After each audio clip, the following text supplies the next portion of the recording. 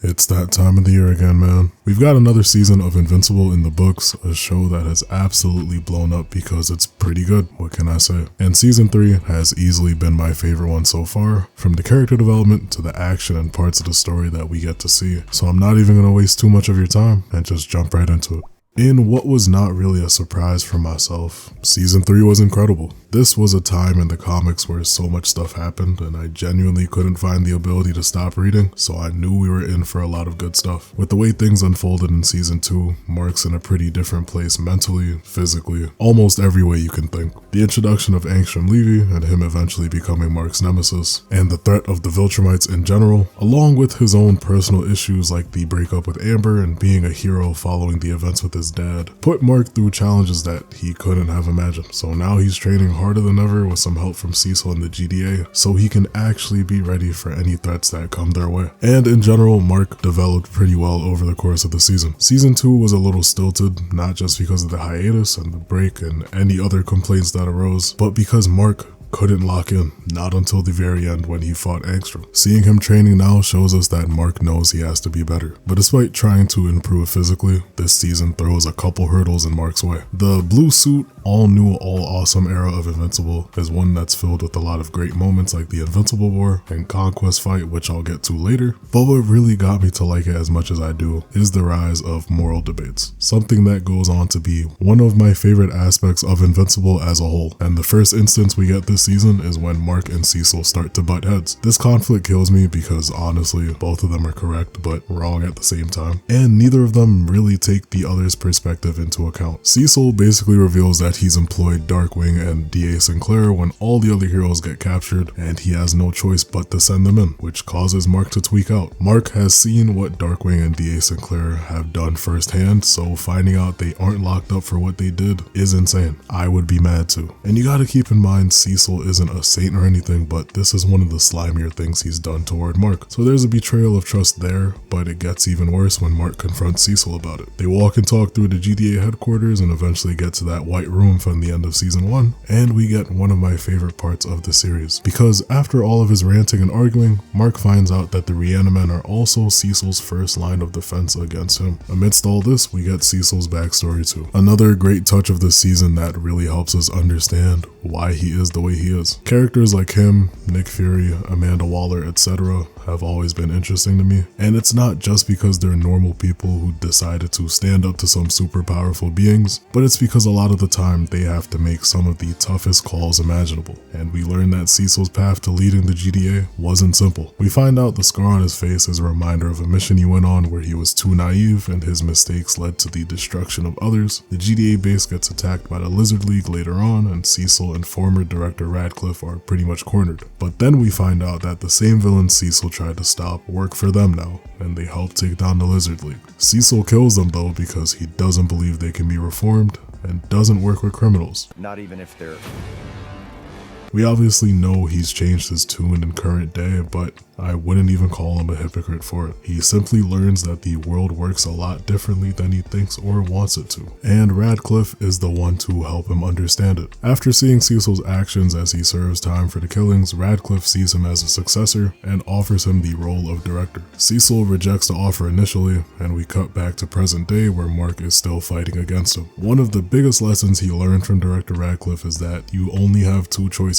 We can be the good guys or the ones who save the world, and it's a sentiment that's kind of heroic in itself, but it means a lot of people will not like you, something that Cecil's fine with. At the end of the day, if it's a decision that will save the world, he's willing to do it, and it's validated in season 1 when Omni-Man turns on Earth. We find out through a flashback that Nolan lied to Cecil about his purpose on Earth when they first met, and Cecil never trusted him from that moment on, which explains why he had contingencies in place against Omni-Man. Between that and a whole bunch of Earth-threatening figures popping up every other day, you see why Cecil holds on to that philosophy, and it gives Cecil just enough reason to cover every base possible and use whatever tools he can get his hands on. But Mark still has that young Cecil mindset, and Mark also feels hurt because Cecil sees him as a threat despite all the good he's done. But Mark validates that too, especially after he destroys these Reanimen almost effortlessly. And we see later in the season that there's a bunch of evil Marks chilling out in the multiverse somewhere. So the real kicker comes when he not only shows off more Reanimen, him, but reveals that he has a device in Mark's ear that messes with his powers too. Aside from the beef with Cecil, we get an Oliver that's a little older and developing his powers, wanting to be a hero just like his brother and dad. But Oliver's a complex little guy. Even though he's trying his best a lot of the time, he still doesn't truly understand good from bad and the importance of using your powers properly, leading to an event like the death of the Mauler twins, another iconic one from the comics. But Oliver shows the whole wavering morality thing too, because he feels like some people need to die so they can't hurt anyone again. And he's spitting a little bit, I can't lie, but Mark wants to make sure he doesn't go killing everyone. Oliver really does mean well, I swear. He ages rapidly, but he's still a kid at the end of the day, and Mark, his mom, and Eve are still trying to work their best with that. And going back to my point earlier, Cecil is too, so he doesn't actually become Kid Omni-Man, resulting in Mark almost killing him when he sees him talking to Oliver after the Mauler incident. Then we see Mark go to the future, where the Immortal became King of Earth because Mark left him in charge. But things went downhill because the Immortal wasn't really fit for the job. He tells Mark how tired he is, and even asks him to kill him so he doesn't have to be in charge anymore. Mark refuses and they fight a bit, but eventually Mark does the deed.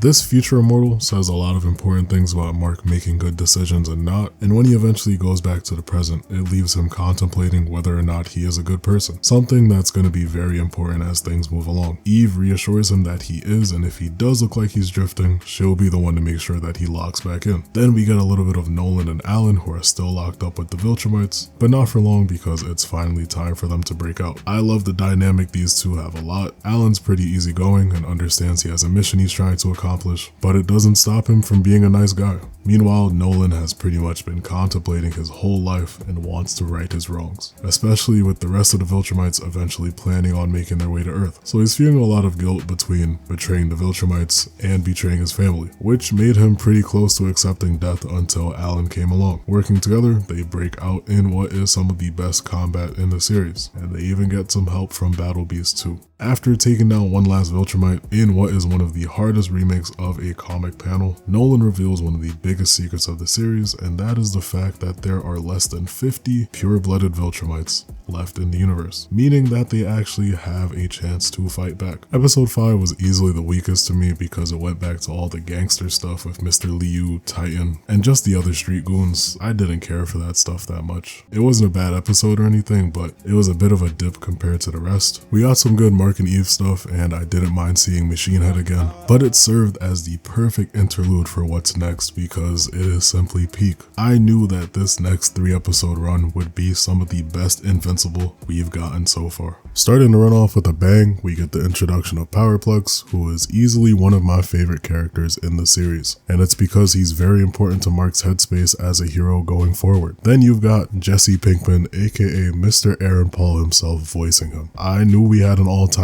on our hands. I also love a good callback. When they're done well enough, you can tell they had a lot of thought put into them, especially when they make you go, yo, I remember that. When the episode recap started with clips from the fight in Chicago, I knew the stove was on immediately, and I sat up in my chair. The opening of this episode sets up Scott Duvall's backstory pretty perfectly, and reveals to us that these seemingly random civilians Mark tried to save were actually his family. And it sounds sick, but this had me geeked. I feel like it's kind of crazy to say that he isn't justified in his anger or wanting revenge on Invincible, because he really did kind of get off scot-free, no pun intended, in the eyes of someone from the outside. And he did plead his case a bunch of times and was met with nothing. Did he have to steal a bunch of experimental equipment and make his own suit to amplify his powers? No. But a grief-stricken man who feels like he doesn't have any other options is gonna do some wild things, and his wife, feeling just as bad and fully encouraging him, only continues to make him think that what he's doing is right, leading to stuff like practicing speeches at home and getting ready to confront Invincible. And the fact that he jumps off of a rooftop to test his power, which helps symbolize that he has quite literally gone over the edge of all of this stuff, truly shows how dedicated to revenge that this man is. But aside from all that, Powerplex's rage is so unhinged and honestly unmatched. So much so that when he fails to get Invincible's attention on the news, he goes on a rant which gives us what is probably my favorite title card drop in the whole show so far. And the countless other lives destroyed!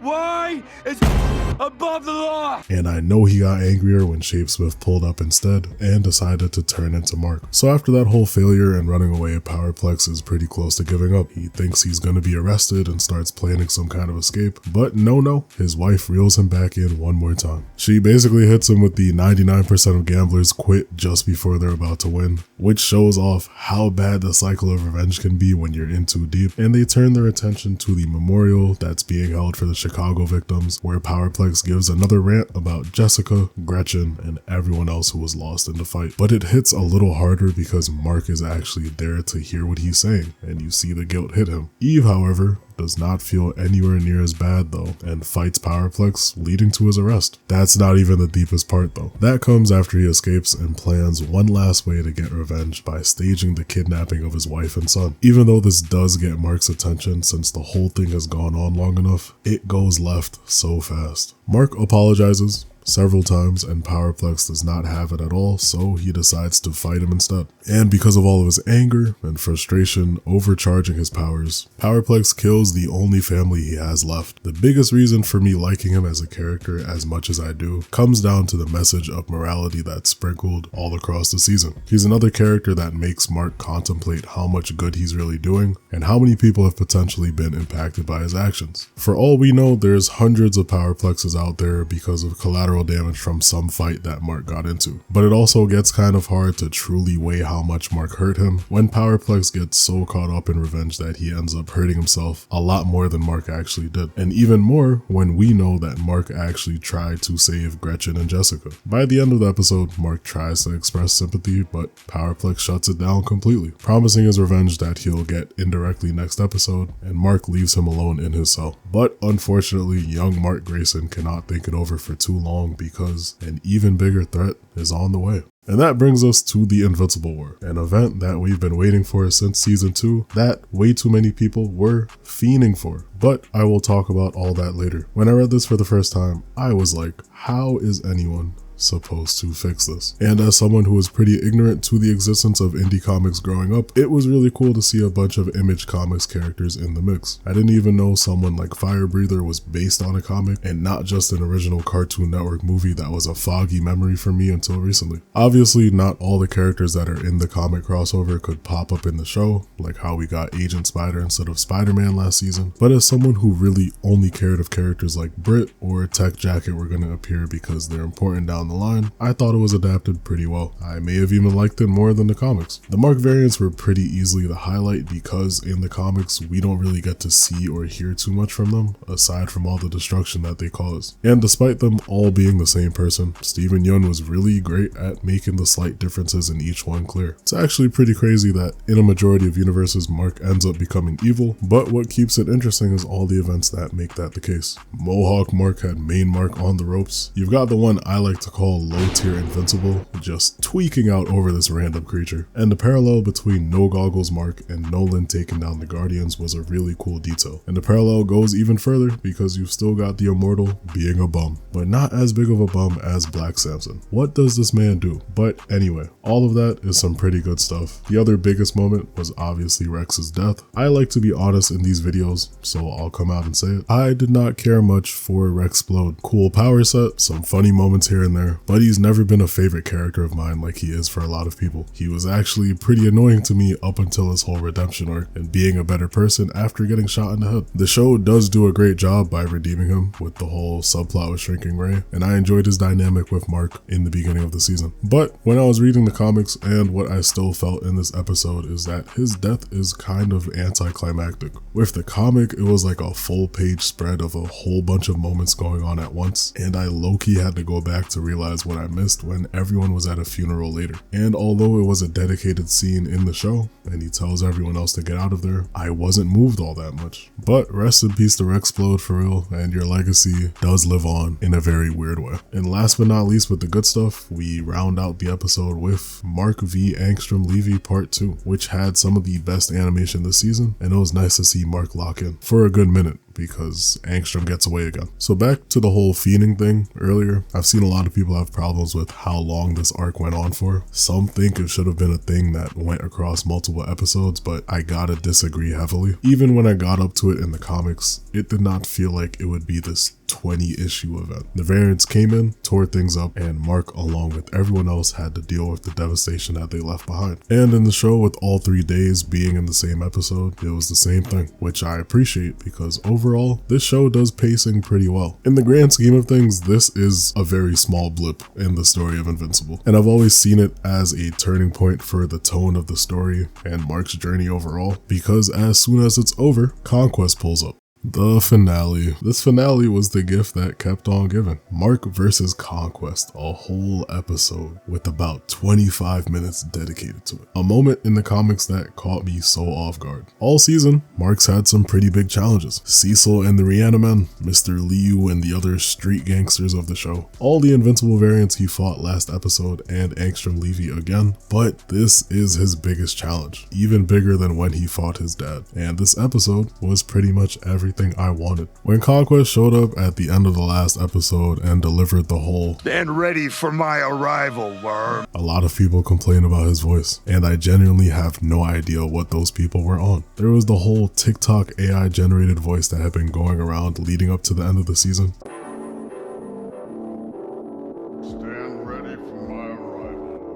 But it was just too generic, and I think it's based off Thanos, which is even funnier. But Jeffrey Dean Morgan made the most out of this role. Every other line was just a bar. The fight itself, immaculate. The combat this season was on point and some of the best in the series so far, but these last 2 episodes had been on a whole different level. And this final fight is on an echelon of its own. Mark was getting cooked in every way possible. I want you, dear viewer, to imagine how sick you would be if you were already just getting beaten and bludgeoned and cooked over and over again, getting heart blood bubbles blown at you, getting it popped, and then getting walked down back to Earth. Conquest recreates the whole train incident. I cannot imagine existing in this universe. You can't live in an apartment, you can't take public transportation, you can't even go on vacation. Oliver tried to help Mark sometimes, but rip.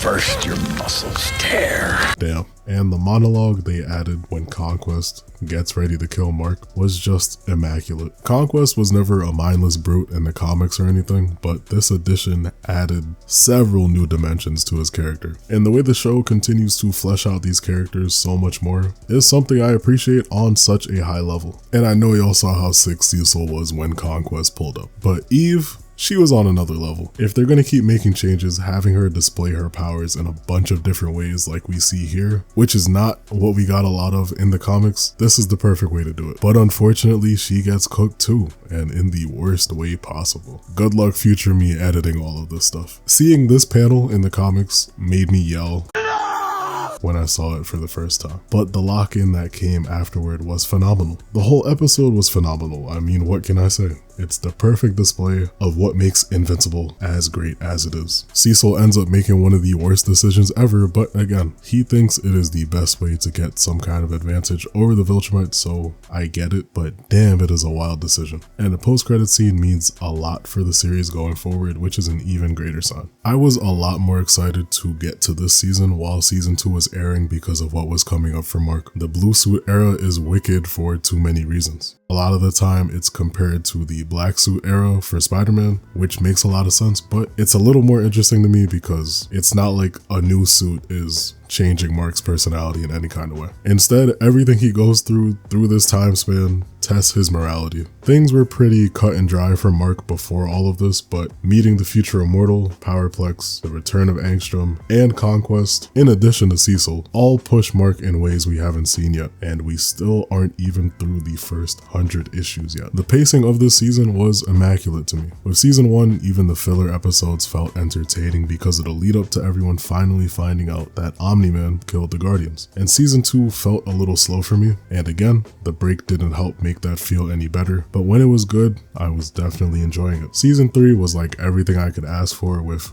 good character development, big moments, and just good storytelling. And not aura farming and hype moments like a lot of people accuse the show of only being good for. This season had a lot going for it. People criticize Mark all the time because he's either holding back too much or just getting cooked by whoever he's fighting, which is definitely valid at times. It was so bad at one point his dad had to tell him to lock in when their lives are on the line, but that's what makes the moral dilemmas he encounters as complex as as they are. Even though he was obviously weaker at the time, Mark didn't want to kill his dad, but then Angstrom Levy tried to kill his family, so he went off the rails and killed him before he found out he was still alive. Hence Mark thinking he was stronger, which people interpreted as him flexing instead of feeling regret for some very odd reason. But then again, he encounters the other variants of himself, finds out Angstrom is actually still alive, and Conquest shows up right after, being the most evil person he's encountered so far. He learns very wickedly just how evil some of his enemies can be,